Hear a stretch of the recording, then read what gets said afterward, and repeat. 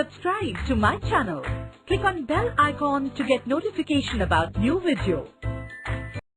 Allende's contribution.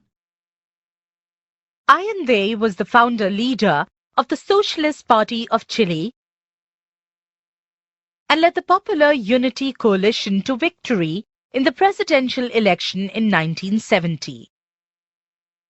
Coalition: an alliance of people, associations, parties, or nations.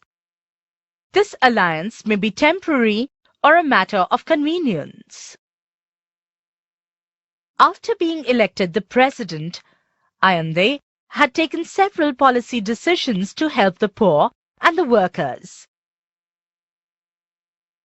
These included reforms of the educational system, free milk for children, and redistribution of land to the landless farmers.